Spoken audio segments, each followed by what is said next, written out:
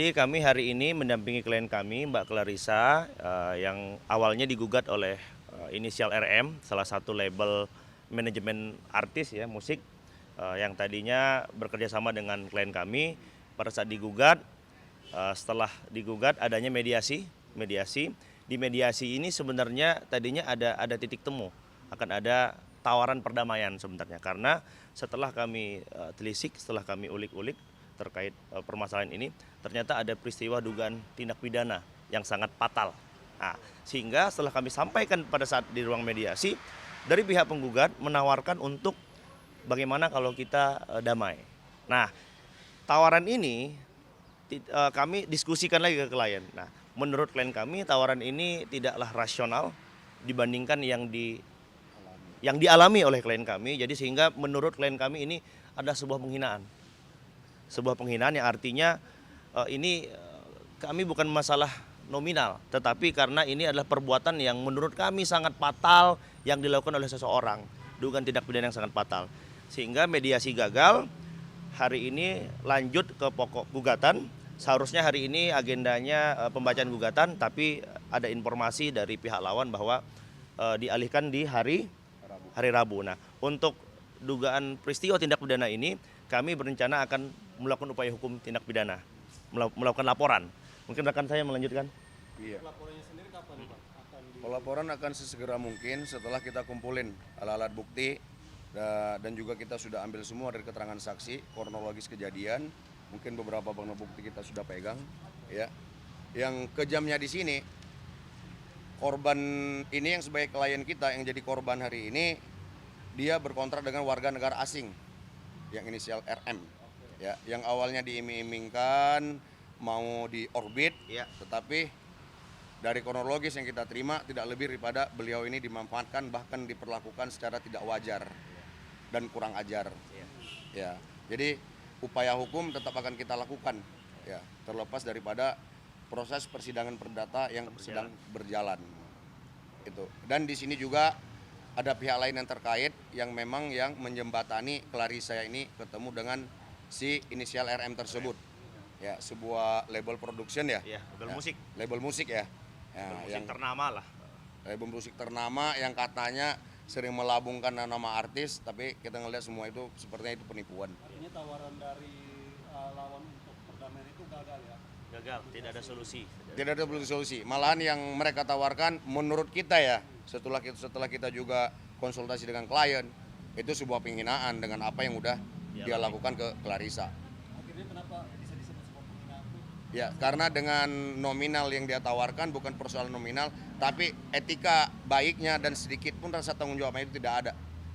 Jadi kita lihat aja proses hukum selanjutnya seperti apa beliau akan menempuh terhadap kasus dengan Clarissa ini. Gitu. Kalau Rabu sendiri agendanya nanti apa nih, Pak? Yang tadi Pembacaan gugatan. Gugatan terhadap terlapor. Ya, tergugat. Tergugat. Ya, di sini beliau jadi korban, beliau berkontrak, kontrak tidak pernah dipenuhi, bahkan beliau digugat. Ini yang kurang ajarnya. Dan dilakukan oleh warga negara asing. Ya, mudah-mudahan beliau tidak ada pidana-pidana yang lain yang bakal menyusul.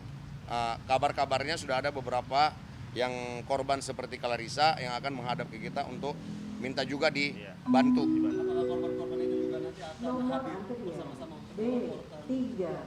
Untuk sejauh ini kita masih menunggu. Mereka masih ada yang belum berani atau belum ada waktu ya.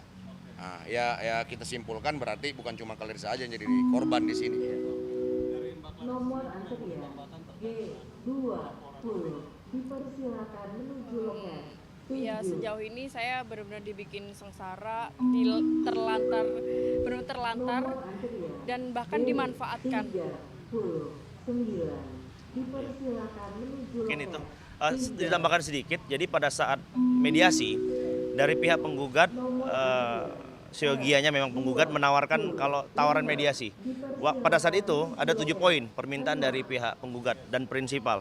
7 permintaan itu salah satunya ada biaya, saya sebut aja sebesar 5M, kurang lebih sebesar 5M, minta ganti rugi, minta maaf, bla bla bla dan lain-lain. Setelah kita sampaikan bahwa adanya dugaan tindak pidana yang dilakukan oleh si prinsipal penggugat kepada klien kami, Jadi tiba-tiba permintaan 7 poin ini hilang. Permintaan hanya tinggal 2 poin. Jadi hanya pertama Mbak Clarissa minta maaf ke media secara terbuka. Kedua balik lagi ke labelnya. Jadi menurut kami ini aneh gitu loh.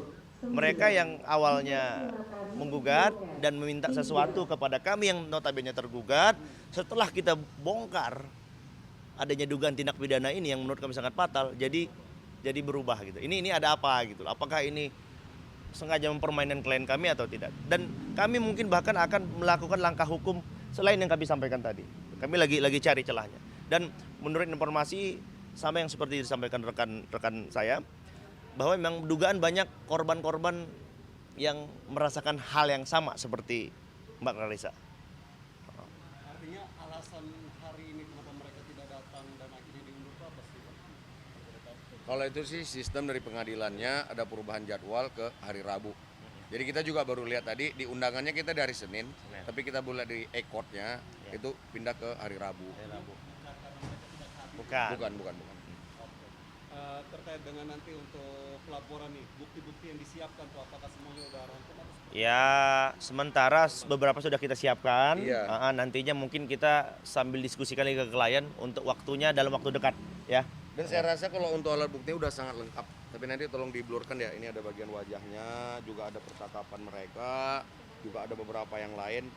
Saya rasa kalau untuk bukti udah sangat lengkap. Cukup. Nomor antrian tadi 7 poin itu kita Iya. apakah semuanya akhirnya dipersilakan menuju Ya, loket. pada saat itu kami siap untuk minta maaf, siap. Justru waktu itu bukan minta maaf, konferensi pers secara bersama. Tidak ada maaf, karena mereka menganggap ya mungkin menurut kami takut gitu ya, takut gara-gara ada hal yang sensitif ini kami bongkar gitu loh. Jadi hanya 2 poin itu aja, dia minta Clarissa balik dan minta maaf itu aja. Cuman karena kami waktu itu sampaikan akan melakukan upaya hukum pidana terkait dugaan temuan kami ini, mereka seperti ketakutan sehingga menawarkan sesuatu. Kami anggap menawarkan sesuatu. Bagaimana kita damai saja? Nanti kami berikan kompensasi bla bla bla bla bla bla. Ternyata ya menurut kami ya lagi-lagi ya ini adalah sebuah penghinaan menurut klien kami gitu loh. untuk agenda Rabu nanti nih pembacaan gugatan Ya. dari tim Ya. sendiri seperti apa persiapannya? Ya kami ya Kita hadir. kita mendengarkan gugatan nanti, dan kami juga sudah menyiapkan surat jawabannya juga, jawaban dari gugatan mereka. Tapi kita dengarkan dulu apa gugatannya, baru kita siapkan jawabannya sidang selanjutnya. Oke, sedikit imbauan, jika memang yang kita maksud ini dan ada korban-korban yang lain yang ngerasa, kita terbuka sangat lebar. Silakan melapor ke kita, ya biar sekaligus kita bantu. Jangan ada lagi yang seperti ini. Penipuan secara manajemen, dimemangkan jadi artis yang pada akhirnya dimanfaatkan, diperlakukan dengan cara yang sangat tidak wajar, bahkan kurang ajar, ya. Dan ini dilakukan oleh warga negara asing. Ini yang jadi catatannya. Mungkin itu. Sejauh ini dari tim kuasa hukum Clarissa dan tidak Lawan penggugat. Ya kalau untuk komunikasi ya cukup baik komunikasi ya, karena ya kita profesional dalam ini aja, kami lawyer, klien, ya. karena kami dalam kapasitasnya membela hak klien kami masing-masing. Gitu sih, komunikasi baik. Terima kasih.